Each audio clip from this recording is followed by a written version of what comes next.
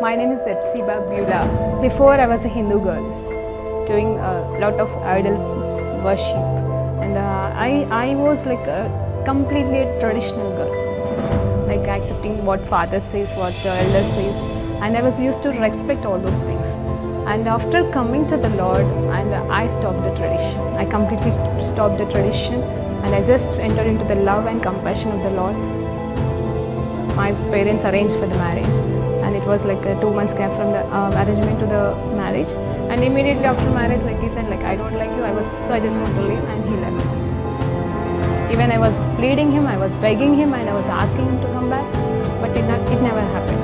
If he is not going to come to me, I want to die. That if he is going to be separated from me, I should die. The day I was about to kill myself, I was watching a TV channel, and immediately she started like, here one girl is crying. You have been separated with your husband and you are planning to die now, but you are not going to do that. Immediately I called to one of my Christian friends, and she shared with me the gospel. On the spot, I accepted Lord as my Savior. The next moment, I felt free from the burdens and all kind of thoughts, and everything left me. Praise lord అండి. దేవునికి మహిమ కలుగును గాక. ప్రార్థన చేసుకుందాం. పరిశుద్ధ గొప్ప దేవా, నీకు స్తోత్రం, స్తుతి, మహిమ, ఘనత, ప్రభావం చెల్లించుకుంటున్నాం నైనా.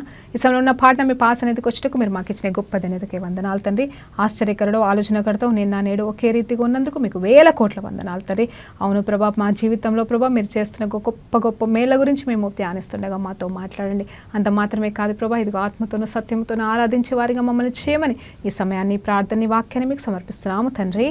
ఆమెన్. ప్రైజ్ లార్డ్ అండి. దేవునికి మహిమ కలుగును గాక. అయితే ఈరోజు దేవాది దేవుడు మనకిస్తున్న అంశం ఏంటి అంటే హార్ట్ ఆఫ్ వర్షిప్ అండి. What is the heart of worship అంటే నిజం చెప్పాలంటే ఆత్మతోనూ సత్యముతోనూ ఆరాధించడాన్ని అంశాన్ని మనం ధ్యానించబోతున్నాం. అయితే నిజం చెప్పాలంటే ఆయన హృదయం ఏమై ఉన్నది అంటే ఆరాధించడంలో ఏమై ఉన్నది, ఆరాధించడం అనే హృదయం ఎక్కడ ఉన్నది, ఏ విషయంలో ఉన్నది అనేది చూస్తే మరి జాయ్ అని చెప్పేసి దేవుడు మాట్లాడుతున్నాడు. Heart of worship. What is the heart of worship is the Joy అంట. అంటే యెహోవా యందలి ఆనందమే నా బలమని మరి ఎవరు చెప్తున్నారండి ఆ మాట? నెహెమ్యా చెప్తా ఉన్నాడు. నెహెమ్యా పరిస్థితి చూస్తే నిజం చెప్పాలంటే ఎంతో వేదన కలిగిన మనిషి. ఎలా అంటే దేవుని రాజ్యము, దేవుని స్థలమైన యెరూషలేము పట్టణము మరి ఆ గోడలు కూలిపోయినాయి, మందిరము మరి మొత్తం కాలిపోయింది. అంటే మందిర పరిస్థితి అంతా కూడా మరి ధ్వంసం చేసేసి ఉన్నారు.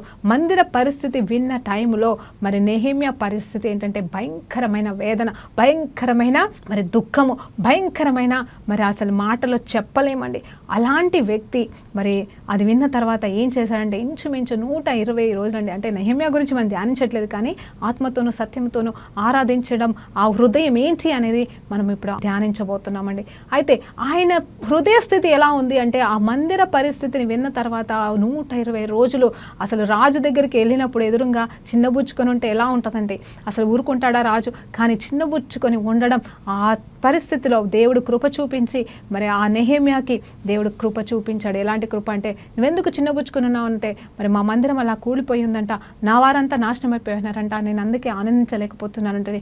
ఏం కావాలి నీకంటే? మేము వెళ్ళి మందిరం కట్టుకోవడానికి నన్ను నడిపించు, నేను వెళ్తానయ్యా అన్నప్పుడు మరి అక్కడ రాజు సహాయం చేసి నడిపించాడు, ఆజ్ఞ ఇచ్చి ఉన్నాడు, మరి వెళ్ళి ఉన్నాడు. అక్కడ వెళ్ళిన తర్వాత ఎన్నో ఆటంకాల మధ్యలో నెహెమ్యా ఉన్నప్పుడు మరి నిజం చెప్పాలంటే దుఃఖముతో 120 రోజుల పాటుగా ఆయన ఉపవాసం ఉండి ప్రార్థన చేసినట్టుగా బైబిల్ చెప్తుంది. అంటే ఆ తర్వాత చూస్తే మరి వెంటనే ఎప్పుడైతే ప్రయాణమే వెళ్తున్నాడో, ఇదిగో నా మందిరాన్ని నేను మరలా కట్టుకుంటానని ఒక బలము తెచ్చుకొని, ధైర్యము తెచ్చుకొని మరి ఎప్పుడైతే ఆ పునర్నిర్మాణం కోసం బయలుదేరుతున్నాడో అక్కడ ఏం జరగబోతుందో తనకు తెలియదు.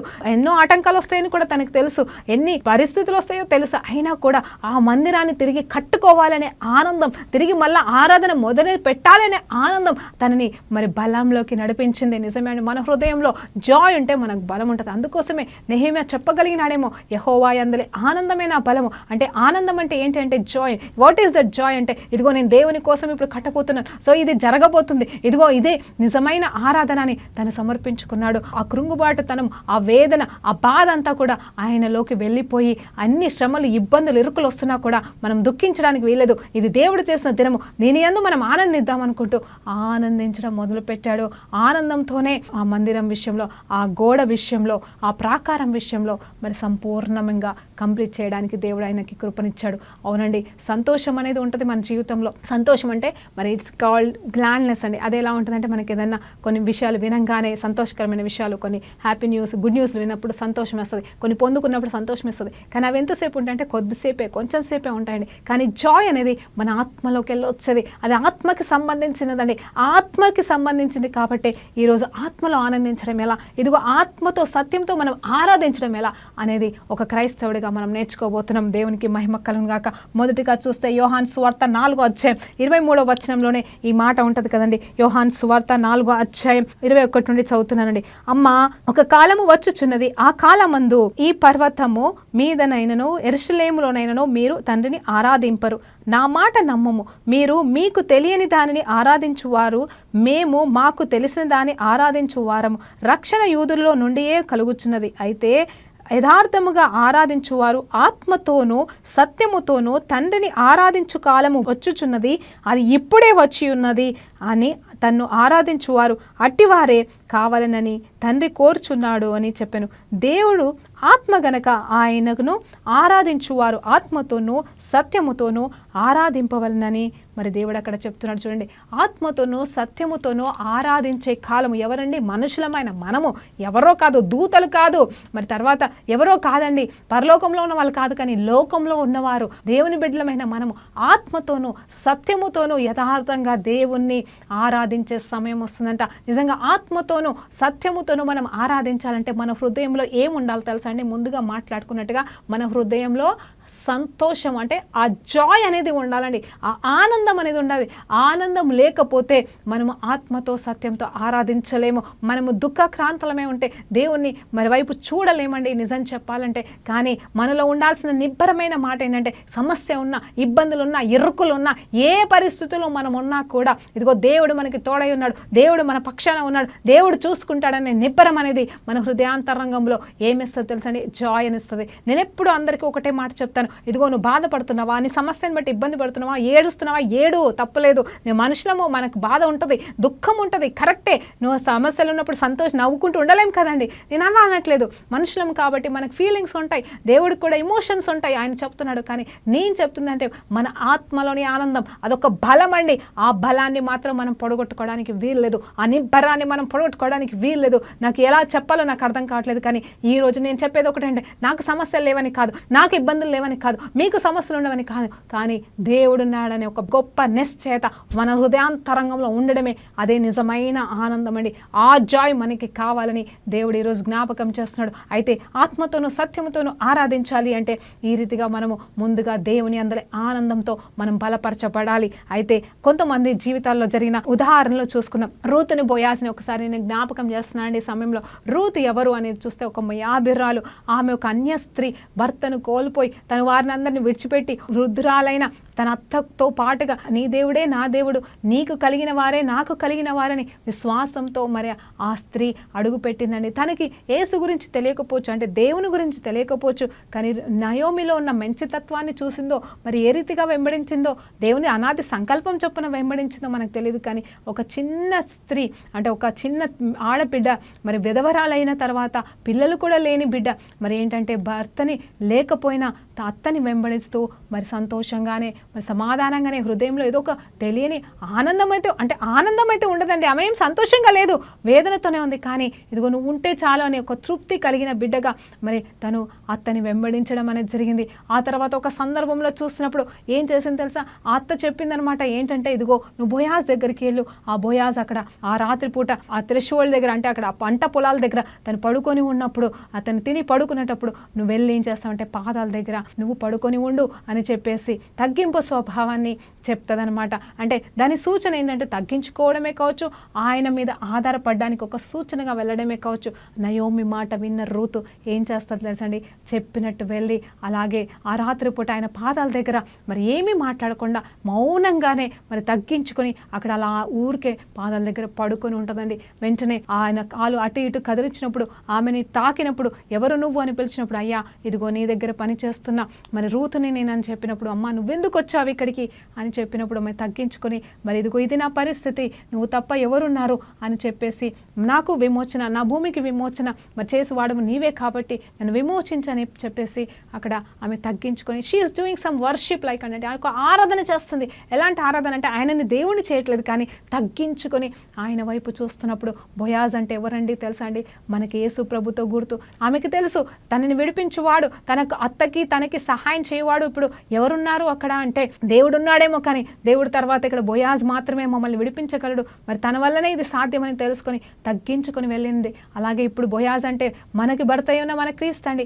ఆయన పాదాల దగ్గరికి మనం వెళ్ళి ఉన్నప్పుడు, ఆరాధనతో తగ్గించుకొని మనం ఆయన పాదాల దగ్గర పడుకున్నప్పుడు ఆయన మనల్ని ఓదార్పిస్తాడు, ధైర్యాన్ని ఇస్తాడు. ఆయన మనల్ని లేవనెత్తి ఆనాడు రూతుని ఎలా అయితే దేవుడు బోయాజ్ ద్వారా గణపరిచాడో ఆ రీతిగా దేవాది దేవుడు మనల్ని గణపరుస్తాడు, హెచ్చిస్తాడు, మన అవసరతలు అక్కలు తీరుస్తాడు. మనకి ఎక్కడి నుండి విమోచన రావాలో ఆ విమోచన కార్యంలో దేవుడు జరిపించి గొప్ప విడుదలిస్తాడండి. అక్కడ రూతు చేసింది తగ్గించుకొని మరి ఆరాధించే నా సమర్పణలాగా ఆమె చేసిందండి. అలాగే మనము కూడా దేవుని దగ్గర తగ్గించుకోవడం అంటే ఇక్కడ యాక్షన్ అండి. ఆ తగ్గించుకునే యాక్షన్ కూడా అది కూడా ఆరాధన అని చెప్తున్నాండి. ఆరాధనని ఎలుగెత్తి పాటలు పాడడం అని కాదు, ఎలుగెత్తి మరి కన్నీరు కార్చడం అని కాదు, లేకపోతే ఎన్నో గంటలు నువ్వు ఆరాధన చేసి పాటలు పాడి చప్పట్లు కొట్టేసి అభిషేకంలో మునిగి తేలడం అనేది కూడా అది నిజమైన ఆరాధన అని నేను అంటే అది కూడా ఆరాధనేనండి, కాదంటలేదు. కానీ నిజంగా నీ హృదయ స్థితిలో ఆనందం ఉందా, ఆ తగ్గింపు స్వభావం ఉందా, ఆయనే గొప్పవాడు నేను తక్కువన దాన్ని అన్న మనస్సు మనకి కలిగి ఉంటే అది నిజమైన ఆరాధన, అది ఆయనకి ఇంపైన సువాసనగా మరి వెళ్తుందండి. ఆయన ఎప్పుడు మనల్ని తక్కువ వారిగా నేనే ది గ్రేట్ నాకు మొక్కండి అనే ఆలోచన కలిగిన దేవుడు కాదండి. కానీ ఆయన బిడ్డలమైన మనం ఆయన దగ్గరికి వెళ్ళినప్పుడు ఆయన అందును బట్టి సంతోషించి మనల్ని తనతో పాటుగా సమానంగా ఆయన కౌగిట్లో మరి హత్తుకుంటాడు. అక్కడ బోయాజు సహాయం చేసి పాదాల దగ్గర పెట్టుకుని ఒక సేవకురాలుగా పని మనిషిలాగా వదిలిపెట్టలేదు, కానీ తన భార్యగా చేసుకొని హక్కున చేసుకొని సమపాలిచ్చేసి బోయాజుకు సంబంధించిన ఆస్తి కూడా పంచిచ్చినట్టుగా దేవాది దేవుడు మనకు కావాల్సింది ఇహలోక సంబంధమైనవి ఇస్తూ పరలోక సంబంధమైనవి ఇస్తూ ఆయనతో పాటుగా జత పని దానిగా జత పని వారిగా చేసుకొని అధికారాలు దేవుడు మనకి ఇస్తలేడండి. ఇచ్చి ఉన్నాడు ఆల్రెడీ. మనమే పొందుకోలేని స్థితిలో ఉంటాం, పొందుకొని పొడగొట్టుకున్న స్థితిలో ఉంటాం, కానీ ఆయన అయితే ఎప్పటికీ మనకి ఇచ్చేవాడిగా ఉన్నాడండి. ఇలాంటి ఆరాధన కావాలి మన హృదయ అంతరంగంలో, ఇలాంటి సమర్పణ కలిగిన జీవితం కావాలి అని ఈరోజు దేవుని పేరట మీకు చెప్తున్నాండి. నువ్వు ఎవరివైనా సరే, ఏ స్థితిలో ఉన్నా సరే ఆయన పాదాల చెంతకి రావడమే అది నిజమైన ఆరాధన అని దేవుని పేరట జ్ఞాపకం చేస్తున్నాడు. అబ్రహాముని కూడా మనం జ్ఞాపకం చేసుకోవచ్చు. అబ్రహాం ఎవరండి? అబ్రహాము ఒక సామాన్యమైన వ్యక్తి, ఒక సాదాసీదా వ్యక్తి, ఒక వృద్ధుడైపోయి ఉన్నాడు. కానీ దేవుడు పిలవంగానే వెంబడించి ఆ స్వరానికి లోబడి, ఆ స్వరానికి లోబడమే ఆయన ఆరాధనగా అయిపోయింది. ఆ తర్వాత సరే కుమారుడు పుట్టినాక సమర్పించుకోవడం ఒక ఆరాధన అయిపోతే, ఆయన ఏమి చెప్తే అది చేయడం, మాటకి లోబడడం, ఆ మాటకు వస్తే మరి వెనుకున్న వాటిని విడిచిపెట్టి ముందుకు సాగడం అనేది నిజమైన ఆరాధన కాదంటారా? దేవుడు మన దగ్గర నుండి కోరుకుంటుంది ఏంటి తెలుసా అండి? సాక్రిఫైస్ కాదు. అంటే మనము సాక్రిఫైస్ చేసి వెళ్ళిపోతా ఉంటాం అనుకుంటాం, కానీ దేవుడు కోరుకుంటుంది ఒబీడియన్స్. ఒబీడియన్స్ కంటే మించిన ఆరాధన ఇంకొకటి లేనే లేదండి నాకు తెలిసి బైబిల్ ప్రకారంగా. ఎందుకంటే దేవుడు ఏదైనా చెప్తే అది చేస్తే అదే నిజమైన ఆరాధన అని దేవుడు మనకి ఈరోజు జ్ఞాపకం చేస్తున్నాడు. అలా నువ్వు దేవుడు చెప్పింది చేసినప్పుడు నీలోని ఆనందాన్ని ఏ ఒక్కరు, ఏ స్థితి, ఏ పరిస్థితి, ఏ కష్టం నష్టం, ప్రభా నువ్వు చెప్పినట్టే నేను చేశాను కదా ప్రభా, మరి నాకు ఎందుకు ఇంత కష్టాలు వచ్చినాయి, బాధలు వచ్చినాయి అని మనం అనుకున్నా కూడా తెలియని తృప్తి మనకి ఆనందాన్ని ఇస్తుంది. అవును దేవుడు చెప్పినట్టయితే చేశాను కదా, పర్వాలేదులే అని చెప్పేసి ఆయన చెప్పిందైతే నేను చేశాను కదా అనే ఒక సంతృప్తి మన జీవితాలను వెళ్ళినప్పుడు ఆ ఆనందం మన జీవితంలోకి వెళ్ళి ఏ దుష్టుడు, ఏ స్థితి, ఏ పరిస్థితి కూడా దొంగలించలేదని ఈరోజు దేవుని పేరిట మీకు జ్ఞాపకం చేస్తున్నాను. అలా మనం ఉందామా అన్ని వేళలో, అన్ని విషయాలలో? సో అబ్రహాము లోబడ్డమే, స్వరానికి వినడమే ఆయన ఆరాధన అండి. నువ్వు దేవుడు ఏం చేయమంటున్నాడు, నువ్వు దేవుని ఎలా ఆరాధించాలనుకుంటున్నావు? గంటలు గంటలు గంటలు గంటలు పాటలు పాడి ఆరాధించడం మాత్రమే కాదు, కానీ ఇదిగో దేవుడు చెప్పిన మాటకి లోబడి ఆరాధించండి. ఒబీడియన్స్ అంటే అనగానే గుర్తుకొచ్చే వాళ్ళు ఎవరు తెలుసండి? పాజిటివ్గా చూస్తే నోవా గొప్పగా విధేయతడు. ఆయన విధేయతకి కర్త అని చెప్పొచ్చు, అంటే తండ్రి అని కూడా చెప్పొచ్చు. నిజమే, విశ్వాసమునకు తండ్రి అబ్రహాం అయితే మరి విధేయతకి తండ్రి నోవా అని నేను నమ్ముతున్నాను. ఎందుకు అంటే బైబిల్ ఎక్కడ ఆ మాట రాయబడలేదు, కానీ నాకు అనిపిస్తుంది ఎందుకంటే he was the great obedient person in the Bible అండి. ఎలా అంటే నోవా అసలు అప్పుడు వర్షమే లేదు, వర్షం లేని కాలంలో నువ్వు ఓడకట్టు, భయంకరమైన వర్షాన్ని తీసుకురాబోతున్నాను, జల ప్రవాహాన్ని తీసుకురాబోతున్నాను, అప్పుడు నువ్వు పడవ కట్టుకో, ఆ పడవ మునగదు, నిలబడుతుంది అంటే అసలు ఆ జ్ఞానమే లేదు. దేవుడు చెప్తా ఉంటే చెప్పింది చెప్పినట్టు చేసుకుంటూ వెళ్ళిపోయాడు. వర్షం ఎందుకు వస్తుంది ప్రభా అని ప్రశ్నించలేదు. ఏదెలా అవుతుంది ప్రభా అంటే అప్పటికి నీళ్ళే లేవు, ఆ నీళ్ళలో పడవ అనేది తెలియదు. అవన్నీ ఏమీ తెలియని తనకి ఒక పడవ తయారు చేయనంగానే దాన్ని ఎలా తయారు చేయాలి అనగానే అది నిజంగా నీళ్ళలో మునుగదా, ఇప్పుడు మేము మునిగిపోమా మరి అనే భయం కూడా లేకుండా మరి చెప్పినట్టుగా ఎంత కొలత చెప్పాడో, ఏమి రాయమన్నాడో, మరి ఎలా చేయమన్నాడో ఆ రీతిగా మరి అక్కడ నోవా చేయడం అనేది జరిగింది. చేసినప్పుడు అది నిజమైన ఆరాధన కాదంటారా? Obedience is greater than sacrifice అన్నట్టుగా మరి తను చేసిన గొప్ప త్యాగం ఒక ఇంచుమించు ఒక 100 సంవత్సరాల పాటు కట్టాడా, 50 సంవత్సరాల పాటు ఆయన ఓడని కట్టాడో మనకి తెలియదు. కానీ ఆయన కట్టిన తర్వాత మరి దేవుడు చెప్పినట్టుగానే మరి 8 మంది లోపలికి వెళ్ళడం, ఆ తర్వాత బయటకు వచ్చిన తర్వాత దేవునికి బలియాగం అర్పించి బలియార్పణలు చెల్లించి మరి దేవునికి సువాసనగా అయితే ఆరాధన చేసి ఉన్నాడు. కానీ అది క్రియారూపమైనది కావచ్చు, అది దేవుడికి ఇంపైన సువాసనే కావచ్చు. కానీ నువ్వు దేవునికి ఒబే అవుతే, దేవుడు చెప్పినట్టు నువ్వు చేస్తే అదే ఇంకా గొప్ప పరిమళ వాసన అని దేవుడు ఈరోజు జ్ఞాపకం చేస్తున్నాడు. దేవునికి మహిమ కలుగును గాక. తర్వాత చూస్తే పేతురు కూడా అండి, నిజమే, ఆయన చూస్తే ప్రతి విషయంలో భయపడేవాడు, ప్రతి విషయంలో డౌట్ పడేవాడు. కానీ ఎప్పుడైతే తనకి ఆత్మ స్వరూపుడు అభిషేకించాడో ఆ తర్వాత భయం అనేది పోయి మొదటిగా నిలబడుతున్నాడు. నిజంగా చెప్పాలంటే అది ఆరాధన కాదంటారా? 120 మంది అభిషేకం పొందుకొని మరి ఏం జరుగుతుందని అక్కడ అందరూ నిందిస్తున్నప్పుడు, ప్రశ్నిస్తున్నప్పుడు, అక్కడ వాళ్ళు వెక్కిరింపులు పాలవుతున్నప్పుడు మరి అందరూ మౌనంగా ఉన్నారేమో నాకు తెలియదు. కానీ అంటే అభిషేకంలో మునిగిపోయి ఉన్నారో నాకు తెలియదు. కానీ ధైర్యం తెచ్చుకొని ఆ విన్న స్వరాన్ని బట్టి అది కాదు అని చెప్పేసి నిలబడి మరి ధైర్యంగా నిలబడ్డం, అది కూడా ఒక ఆరాధన అని నేను అంటున్నాను. అవునండి, ఈరోజు దేవుని చిత్తము చేయడమే ఆరాధన అని నేను మాట్లాడుతున్నాను. అంత మాత్రమే కాదు, ఆరాధన అనేది మన హృదయాంతరంగంలోకి వెళ్ళి రావాలంటే ఆ హృదయంలో ఉండవలసిన ఆనందం అనేది మనకు బలంగా ఉండాలి. So what is the heart of worship అంటే జాయ్ అని నేను చెప్తున్నాను. ఆత్మతోనూ సత్యముతో ఆరాధించాలంటే మొదటిగా దేవుని చిత్తము మనం చేసినప్పుడు, దేవుని చిత్తానుసారంగా మనం జీవించినప్పుడే మనకు ఆనందము కానీ ఆత్మలోని బలము కానీ ఉంటుందని మీకు జ్ఞాపకం చేస్తున్నానండి. తర్వాత చూస్తే పౌలు కూడా ఒక్కసారి ఆలోచించండి. ఈ లెట్స్ ఎవ్రీథింగ్ అండి, హల్లెలూయా. ఈయన ఆరాధన ఎంత గొప్పది తెలుసా అండి. ఆయన గొప్ప మంచి ఒక అధికారిగా ఉన్న పోస్ట్లో ఉన్న వ్యక్తి అన్నీ వదులుకొని రిక్తుడిగా మారిపోయి ఇంకా అవసరం లేదన్నట్టుగా చిన్న గుడారాలు కుట్టుకుంటూ తన పాకెట్ మనీ తను సంపాదించుకుంటూ ఇతరులకు కూడా దాన ధర్మాలు చేసుకుంటూ అవసరమైతే మరి దేవుని నామంలో మరి ఎవరైనా ఇస్తే అది పరిమళ వాసనగా తను తీసుకొని దేవుడికి ఇది పరిమళ వాసన అని చెప్పుకుంటూ ఏం చెప్తున్నాడు తెలుసా? నాకు లేమిలోను కలిమిలోను, నాకు ఉన్నను లేకపోయినను నేను మాత్రం దేవుని యందు ఆనందిస్తున్నానని చెప్తున్న వాడిగా ఉన్నాడా లేడా అండి? ఫిలిప్పీయులకు రాసిన పత్రికల్లో ఆయన చెప్తున్నాడు, దేవుని యందు ఆనందించండి, ఎల్ల వేళలా ఆనందించండి అని చెప్తున్నాడు. ఆనందించడంలోనే ఆరాధన ఉందని ఇక్కడ పౌలు భక్తుడు మనకి సాక్షార్థకరం కాదంటారా? అంత మాత్రమే కాదు, ఆయన is considering everything as a waste అంట. ఇలా అంటే ప్రతిదీ కూడా చెత్తగాను దేవుని విషయంలో, అంటే దేవుని విషయంలో అయితే అన్నీ కూడా మేలుగాను, దేవుని నుండి కాని వాటన్నింటినీ చెత్తగాను పెంట కుప్పగాను ఆయన ఎంచుకొని అన్నిటిని విడిచిపెట్టేసి కేవలం గురివైపే పరిగెత్తలేదా? ఆ గురివైపు పరిగెత్తడం అనేది, ఆయన ప్రణాళికని ముగించడం అనేది అది నిజమైన ఆరాధన కాదంటారా? దేవుడు మన నుండి కోరుకుంటున్న ఆరాధన ఇదే అండి. హల్లెలూయా. దేవునికి మహిమ కలుగును గాక, దేవునికి మహిమ కలుగును గాక. ఆ తర్వాత చూస్తే depending on God is the real thing అండి. అవును, ఇక్కడ పౌలు భక్తుడు ప్రతి విషయంలో దేవుని మీద ఆధారపడుతూ ఉన్నాడు, దేవుని మీదనే ఆధారపడుతున్నాడు. ఎందుకు తెలుసా అండి? దేవుడు తలుచుకుంటే ఏమైనా చేయగలడు, ఎంతైనా చేయగలడని. ఈ అందరి గురించి కూడా మనం క్లుప్తంగా ధ్యానించాం. దేవుడే తెలియని రూతమ్మ దేవుడి మాటలకి లోబడి, దేవుని స్వరం వినకపోయినా కానీ నయోమి చెప్పిన మాటలకి లోబడి ఆ తల్లి ఏం చెప్పినా చేసి దేవుణ్ణి ఆరాధించింది, గొప్ప దీవెన పొందుకుందండి రూతమ్మ. ఇక్కడ చూస్తే అబ్రహాము కూడా దేవుడి గురించి తెలియకపోయినా ఆ ఒక్క స్వరం విని లోబడి మరి తనని దేవుడికి స్నేహితుడిగా మార్చుకున్నాడు. అలాంటి గొప్ప దీవెన కలిగిన వాడు మరి అబ్రహామై ఉన్నాడు. నోవా కూడా దేవుని ఎల్లవేళలా ఆరాధించలేదేమో కానీ ఆయన క్రియలతో ఆరాధించాడు. సంవత్సరాలు ఆ పడవను తయారు చేస్తూ ఆరాధిస్తున్నాడండి. హల్లెలూయా. దేవునికి మహిమ కలుగును గాక. ఎన్ని వందల సంవత్సరాలు అని కాదు, కానీ కొన్ని సంవత్సరాలు, ఒక 50 అన్ని సంవత్సరాలు కట్టాడో మనకి తెలియదండి. ఆ కొడుకులు సైతం సహాయం చేశారో లేదో మనకి తెలియదు. ఎవరొచ్చి తనకి ఆ పని చేస్తుండగా సహాయం చేశారో కూడా మనకు తెలియదు.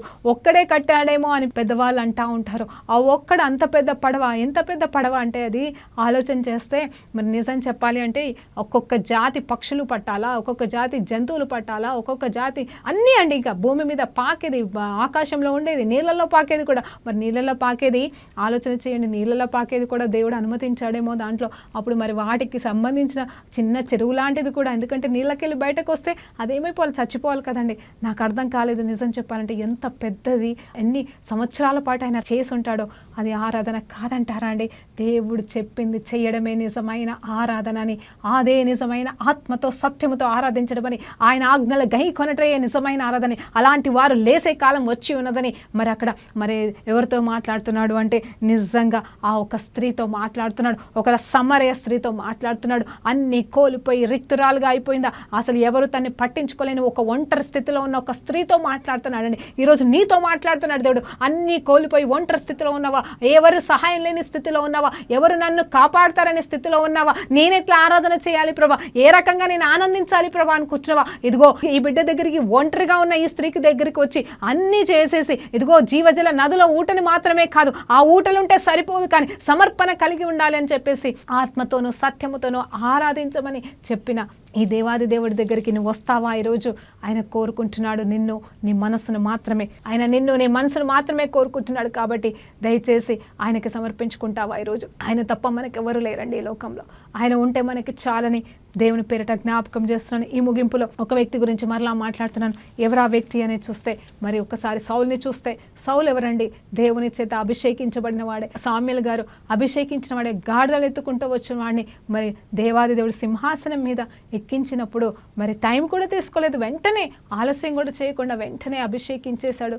వెంటనే మరి సింహాసనము మరి ఆ మొదటి రాజుగా మరి సౌల్ని అభిషేకించినప్పుడు మరి ఇలాంటి కృతజ్ఞత కలిగి ఆ బిడ్డ ఉండాలండి, కానీ ఉండలేకపోయాడు. కారణం ఏంటి అంటే తనకులో వచ్చింది గర్వం, తనలో వచ్చింది ఆయాసం, తనలోకి వచ్చింది దురాత్మ. ఎలాంటి దురాత్మ వచ్చింది తెలుసా అండి? కారణం ఏంటి తెలుసా? ఆరాధనని మర్చిపోయాడు, దేవుడు చెప్పింది చేయడం మర్చిపోయాడు. దానివల్ల ఏమైపోయాడంటే దేవునికి వ్యతిరేకమైన క్రియలు చేశాడు, దేవునికి ఇష్టం లేని క్రియలు చేశాడు. అదే ఆరాధనని పొడగొట్టుకున్నాడు, దేవుని ఆరాధించడం మానేశాడు. కృతజ్ఞత, నేనా అల్పుడను, చిన్నవాడను, నేనేంటి అని అన్నవాడే, తగ్గించుకున్నవాడే, నేనే వాడిని అన్నవాడే ఈ దేవుడికి లోబడకుండా, దేవుని స్వరానికి వినకుండా ఏమైపోయాడంటే ఆరాధనని పొడగొట్టేసుకున్నాడండి. ఆరాధించడం మానేశాడు. హల్లెలూయా. దేవుని చిత్తం చేయడం మానేశాడు. ఆ తర్వాత అక్కడ సామ్యులు వచ్చి చక్కటి మాట చెప్తున్నాడు. ఏం చేస్తున్నావు నువ్వు ఆరాధన చేస్తున్నావా? ఇప్పుడు ఇదిగో సమర్పిస్తున్నావు, బలి అర్పణ చేస్తున్నావు, అది నీ పని కాదు, అది నా పని కదా, నువ్వు ఎలా చేస్తున్నావు, నువ్వు ఎందుకు చేస్తున్నావు అని అన్నప్పుడు కూడా అవునా అని చెప్పేసి అయ్యో తప్పైపోయింది అని అంటున్నాడు. నోటితో చెప్తున్నాడండి. నిజం చెప్పాలంటే క్షమాపణ కోరుకుంటున్నాడు. పోనీలయ్యా నువ్వు వచ్చి సరి చెయ్యి, ఇంకా నా పక్షాన దేవుని అడుగు అని చెప్పేసి అంటున్నాడే, కానీ తనలో హృదయంలో మార్పు లేదు. హృదయంలో మార్పు లేని ఆ సాక్రిఫైస్లు దేవుడికి అంగీకారం కాదు. కాబట్టి ఒబీడియన్స్ ముఖ్యమని, అంటే హృదయ స్థితితో కూడినది. అందుకే అంటున్నాను, ఆయన ఉన్నాడని నిబ్బరము ఆనందముతో నువ్వు ఏ క్రియ చేసినా ఆయన మనల్ని ఘనపరుస్తాడు. అంటే మంచి క్రియలండి. మళ్ళీ అంటే ఆయన మనలో ఉంటే ఆయన ఆనందించుకుంటూ ఆయన్ని తృప్తిపరచాలి, దేవుడు మనల్ని చూసి ఆనందించాలి అని నువ్వు ఆలోచన చేసుకుంటూ మరి ముందుకెళ్తే ఆయనకి విధేయత చూపించినప్పుడు ఆటోమేటిక్గా ఆనందం వస్తుంది, ఆటోమేటిక్గా బలం వస్తుంది. ఆయన చిత్తం చేయడానికి మనము ఇంకా ఎక్కడ కూడా దేనికోసం వెతకాల్సిన అవసరం ఉండదు. కేవలం చెయ్యాలన్న నిర్ణయం, చేస్తానన్న ఆలోచననే మీకు అన్ని రకాలకెళ్ళి తలుపులు తెరిచి, అన్ని ద్వారాలు తెరిచి ఆ ప్రణాళిక సంపూర్ణం చేయడానికి దేవుడే నడిపిస్తాడండి. ఇదండి నిజమైన ఆత్మతోనూ సత్యముతోనూ ఆరాధించడం అని. అంటే నా అనుభవపూర్వకంగా నేను చెప్తున్న మాట అనమాట. ఆత్మతోనూ సత్యముతోనూ ఆరాధించే కాలం. ఒకసారి మళ్ళీ చదవమండి అదే వచనం. ఎలా అంటున్నాడు? అయితే యథార్థముగాను ఆరాధించు వారు ఆత్మతోనూ సత్యముతోనూ తండ్రిని ఆరాధించు కాలము వచ్చుచున్నది, అది ఇప్పుడు వచ్చే ఉన్నది అని చెప్తున్నాడు. అంత మాత్రమే కాదు, ఆరాధించు వారు అట్టివారే కావాలని తండ్రి కూడా కోరుకుంటున్నాడు. నేనేమనుకుంటున్నాను, ఎవరున్నారు ప్రభా మరి ఆ సమయంలో? ఆల్రెడీ వచ్చి ఉన్నాడు అని కూడా ఇక్కడ చెప్తున్నాడు కదా. ఆల్రెడీ వచ్చి ఉన్నారు. నిజం చెప్తున్నాడు, ఆ వచ్చి ఉన్నవారు ఎవరో ఉంటారు అనేది చూస్తే నిజంగా మరి ఇక్కడ సమరయశ్రీ వెంటనే తన కుండని విడిచిపెట్టేసి ఆ వారి దగ్గరికి వెళ్ళిపోయి పరుగున పరిగెత్తుకుంటూ వెళ్ళిపోయి, ఇంకా నాకు ఇంకొక భర్త కావాలి ఏసయ్య, ఇవ్వచ్చు కదా ఏసయ్య. సరే ఇప్పటి వరకు నా భర్తలంతా ఏమైపోయారో, వాళ్ళు చచ్చిపోయారో, లేకపోతే విడిచిపెట్టిపోయారో, డైవర్స్ అయిపోయిందో, లేకపోతే ఇప్పుడున్న భర్త నా భర్త కాదు కదా ప్రభా. సరే నా జీవితాన్ని మార్చేసావు కదా, మరి ఒక మంచి నూతనమైన జీవితమేమో, ఒక మంచి చక్కటి భర్తనేమో అని కోరుకోవట్లేదు. కానీ వెంటనే అన్ని విడిచిపెట్టి సువార్తలాగా ఇదిగో దేవాది దేవుడు ఈయన కాదా అని చెప్పేసి అదొక ఆరాధన సమర్పణగా ఆమె చేసిన గొప్ప కార్యం అండి. హల్లెలూయా. అది నిజమైన ఆరాధన. అన్ని విడిచిపెట్టింది. ఆమెను కేర్ చేయని వారి దగ్గరికి సైతం వెళ్ళి సువార్త చెప్పిందని, ఆమెను వెలివేసిన వారి దగ్గరికి వెళ్ళి సువార్త చెప్పిందని. ఇప్పుడు నేను అడుగుతున్నాను, నువ్వు రక్షణ పొందుకున్నావేమో, నిన్ను వెలివేశారేమో, నేను కాదనట్లేదు. రక్షణ పొందుకున్నామని వెలివేసిన వారిప్పుడు సరే వారి కోసం మనం ప్రార్థన చేస్తాం. కానీ రక్షణ పొందుకోక ముందు నువ్వు వెలివేసిన వాళ్ళు ఎక్కడున్నారు ఇప్పుడు, లేకపోతే నిన్ను వెలివేసిన వాళ్ళు ఎక్కడున్నారని ఈరోజు నిన్ను జ్ఞాపకం చేస్తున్నాడు. ఇదిగో ఆ సమరయ స్త్రీని వెలివేసినా కూడా ఆమె ఏం చేసింది తెలుసా? ఆమె పొందుకున్న ఆశీర్వాదం, ఆమె పొందుకున్న దీవెన, ఆమె పొందుకున్న ఈ గొప్ప దీవెన ఆశీర్వాదము, ఇదిగో నిజమైన మెస్సయ్య వచ్చి ఉన్నాడు ఈయన కాడా అని చెప్పేసి పరిగెత్తుకుంటూ వెళ్ళి తన్ని పట్టించుకొని వారికి వెళ్ళి సువార్త చెప్పిందండి. మనమైతే అలా కాదు కదా, మనం దీవెనలు పొందుకొని చాలే మనకే ఉన్నాం, మనకు తెలిసిన వాళ్ళకి, మనకు మేలు చేసిన వాళ్ళకే మనం మంచి చేయాలి, అవునా వాళ్ళకి చెప్పొద్దులే, వీళ్ళకి అవసరం లేదులే అని చెప్పేసి మనం అనుకుంటా ఉంటాం. మన శత్రువులు కానీ మనకి వ్యతిరేకంగా ఉన్న వాళ్ళ దగ్గరికి వెళ్ళి మంచి చెప్పుకోవడానికి మనం ఇష్టపడం, వాళ్ళకి పంచుకోవడానికి ఇష్టపడం, అంత మాత్రమే కాదు వాళ్ళకి ఏదైనా సహాయం చేయడానికి కూడా మనం ఇష్టపడం. కానీ ఇక్కడ అలా కాదు. ఈమెకు అందరు ఊరంతా వెలివేశారు ఆమెని, కానీ ఆమె మాత్రం ఊరిలోకి వెళ్ళిపోయి ఏం చేస్తుంది తెలుసా అండి? అందరికీ దేవుని గురించి చెప్తుంది. ఇది కాదా నిజమైన ఆరాధన? ఇది కాదా నిజమైన దేవుడు కోరుకుంటున్న ఆత్మతోనూ సత్యం? అంటే ఆమెకి ఇంకా ఆత్మలో కోపం కానీ, పగ కానీ, ప్రతీకారం కానీ మరి అనేది లేదు, కానీ సత్యాన్ని ప్రకటించాలనేది ఉంది. ఇది నిజమైన అర్పణని. ఇప్పుడు మనం కూడా అన్యులు మనల్ని త్రోసివేసిన వాళ్ళ కోసం మరి ఎలాంటి స్వార్థం లేకుండా నువ్వు ప్రార్థన చేస్తున్నావా? ముందు తోసివేసిన వాళ్ళు ఎవరైతే ఉన్నారో వాళ్ళ దగ్గరికి వెళ్ళి, మరి మేమైతే ఇప్పుడు దేవుని నమ్ముకున్నాం, అప్పుడు తెలియకుండా నీ వల్ల నా వల్ల నువ్వు గాయపడ్డావేమో, కానీ ఇదిగో మేము దేవుని నమ్ముకున్న తర్వాత మేము బాగున్నాం, మీరు కూడా బాగుంటారని వారి కష్ట సమయాల్లో మీరు వెళ్ళి దేవుని సువార్త చెప్తున్నారా? నేనేమంటున్నానంటే దేవుడి దగ్గరికి వస్తే కష్టాలు పోతాయని కాదండి, ఇదిగో ఈ ఆనందం వస్తుంది, ఇదిగో ఈ సంతోషం వస్తుంది, ఇదిగో ఈ ఆత్మలోని ఆనందం. ఎవరు కూడా ఏ స్థితి కూడా మనల్ని ఎడబాపలేదు అన్న సత్యం వారికి కూడా నువ్వు పంచుతావా? వారిని కూడా పాలు భాగస్తులు చేస్తావా? ఈరోజు దేవుని పేరిట మిమ్మల్ని అడుగుతున్నాను. హల్లెలూయా. మరి ఈరోజు ఈ ముగింపులో మనం ఇంత గొప్ప సత్యాలు నేర్చుకున్నాం. హార్ట్ ఆఫ్ వర్షిప్ అనేది ఎక్కడి నుండి వస్తుందంటే మన హృదయాంతరంగంలో ఉన్న ఆనందం నుండి వస్తుంది. దట్ ఈస్ ద హార్ట్ అండి. హార్ట్ ఏముంది అంటే నీ హృదయంలో ఏముంది అంటే ఏముంది? హృదయం నిండిన కొలది ఏమంటుంది? మా నోరు మాట్లాడుతుందంట. నా హృదయంలో ఆనందం అనే ఆరాధన ఉందండి. దేవునికి స్తోత్రం కలం గాక. ఆయన చిత్తం చేయాలనే ఆనందం ఉందండి. ఆ చిత్తమే మనల్ని నడిపించును గాక. దేవునికి స్తోత్రం కలుగును గాక. ఈ ఆనందం అన్ని వేళలా అందరి జీవితంలో ఉండునుగా. కానీ ప్రార్థనతో ముగించుకుందామా? పరిశుద్ధుడా గొప్ప దేవానికి స్తోత్రమయ్యా. ఈరోజు ఒక వింత కోణంలో ప్రభా ఆత్మతోనూ సత్యంతోనూ ఆరాధించే విధానికి కావాల్సిన ఆనందం ఏంటి అనేది మాకు నేర్పించారేసయ్య. అయ్యా మేము ఏ రీతిగా ఉండాలో ప్రభా, అయ్యా కొంతమందిని ఉదాహరణగా తీసుకొని అయ్యా వారు ఎలా సమర్పించుకొని ముందుకెళ్లారో అందులోనే నిజమైన ఆనందం ఉన్నది, అదే నిజమైన ఆరాధన అని ప్రభా ఈరోజు మాతో బోధించినవు తండ్రి. ఆ బలము మేము పొందుకొని ముందుకు సాగే కృపని ఇదిగో వింటున్న ప్రతి బిడ్డకిని చెప్పబడిన నాకును దయచేయమని బ్రతిమలాడుతూ ఎంత కాలంలో తండ్రి ప్రభా అయ్యా నిజమే తండ్రి ప్రభా ఇతరులకి కూడా మేము ఈ ఆనందాన్ని పంచివారిగా ఉండాలి ప్రభా. అయ్యా మేము పొందుకుంది మా మట్టుకే మేము ఉంచుకోకుండా అయ్యా తండ్రి వెదజల్లే పాత్రలుగా మేము ఉండాలి తండ్రి. నిండు కొండల్లాగా ప్రభానైనా పొంగి పొర్లే పాత్రలుగా మేము ఉండాలి ఏసయ్య. ఈ సమరశ్రీ కూడా ఎలా పరిగెత్తుకుంటూ వెళ్ళి ప్రభా ఇతరులకి పంచిందోనైనా ఆనందాన్ని ప్రభా ఆ రీతిగా మేము ఆనందించే వారిగా ప్రభా ఇతరులకి ఆనందాన్ని పంచిపెట్టే వారిగా మేము ఉండుటకు సహాయం చేయమని వేడుకుంటూ యేసుక్రీస్తు నామములో ప్రార్థనలు వేడుకుంటూ సమర్పిస్తున్నాము తండ్రి. ఆమేన్. ప్రైజ్ లార్డ్ అండి. దేవునికి మహిమ కలుగును గాక.